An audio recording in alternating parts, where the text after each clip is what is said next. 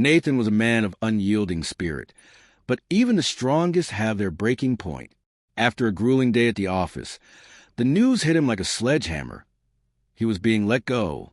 The multinational company, where he'd poured 8 years of his life, cited a cold, calculated restructuring. The HR director's words, sharp and attached, echoed in his mind as he trudged toward the subway, each step heavy, as if wading through quicksand. The journey home felt endless, the weight of reality crushing him. He'd given everything: sleepless nights, sacrificed weekends, missed family birthdays, all for deadlines that now seemed meaningless. His efforts, once solid, had dissolved like smoke in the wind. On the subway platform, the metallic screech of the approaching train mingled with Nathan's spiraling thoughts. How will I pay the bills? What will I tell my family? Will my wife understand? What if I can't find another job? Have I failed as a husband, a father? The crowded carriage offered no comfort. Though surrounded by people, Nathan felt utterly alone. Faces around him blurred into faceless silhouettes. Slumped in a rare empty seat, he stared at the floor, avoiding eye contact. His reflection in the window was a ghost of the man he'd been that morning. The train's rumble was deafening, yet a suffocating silence reigned within him. As anxiety tightened his chest, his throat closed, and his heart raced. The world felt like it was collapsing. Each stop made the carriage more stifling, mirroring the chaos in his mind. But at the third stop, something shifted. A pregnant woman boarded, exhausted, sweat beading on her forehead, her bag weighing heavily on her shoulder as she clung to railing for balance. Their eyes met briefly before she looked away, but that fleeting moment pierced Nathan's haze. The world beyond his pain still existed. Without hesitation, he stood, offering a gentle smile. Please take my seat. Surprised, the woman hesitated, then accepted with a grateful nod.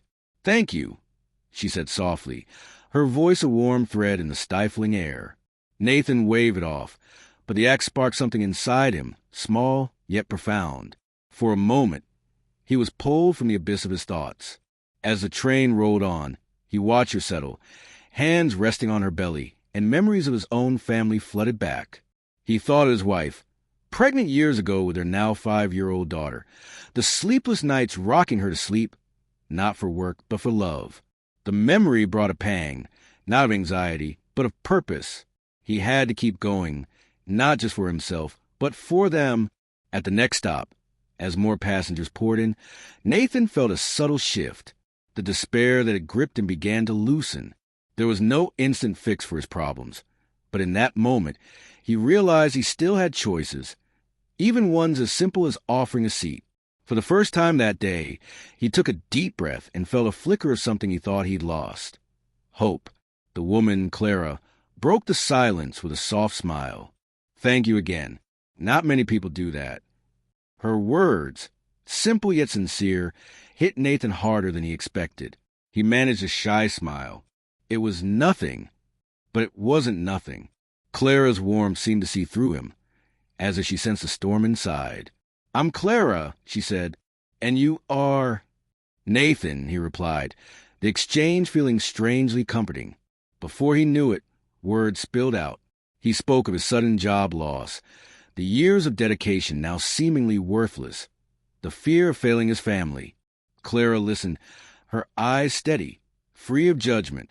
Her quiet attention was a lifeline Nathan hadn't realized he needed. When he finished, a weight had lifted, as if sharing his burden had lightened it. You're not alone, Clara said, her voice steady yet kind. Sometimes life feels unbearable, but it gets better. Trust me. Nathan gave a nervous laugh. You sound so sure. Clara's smile turned knowing. Maybe I am. I think I can help you. Skeptical but curious, Nathan listened as Clara shared her own story of losing her job, her home, and nearly her hope, only to rebuild from scratch. I help people reconnect with what drives them, she said. It's not a quick fix, but it's a start. She handed him a card with her number. Call me if you want to talk. As Nathan stepped off the train, clutching the card, the emptiness within him felt less consuming. Days later, he found himself at S&G Consulting, nerves jangling but hope flickering. Clara's husband, Victor, The HR director greeted him warmly. "Clara told me about you," he said. "Let's see how we can help." Nathan shared his experience, his skills, his drive. Victor listened, nodding thoughtfully. "You've got resilience," he said. "We have a role that could be perfect for you. It's challenging, but I think you're ready." Nathan's heart soared. A smile broke through, his voice thick with gratitude. "I don't know how to thank you." "Show us what you can do," Victor replied. Your kindness to Clara said a lot about who you are. Leaving with a contract in hand, Nathan felt a new chapter begin. The job wasn't easy, but it gave him purpose. Each morning, he woke with renewed energy, driven by the realization that his small act of kindness on that subway had changed not just Clara's day, but his entire path. In his darkest moment, a simple gesture had sparked a light, one that reminded him that even the smallest actions could ripple outward, transforming lives, including his own.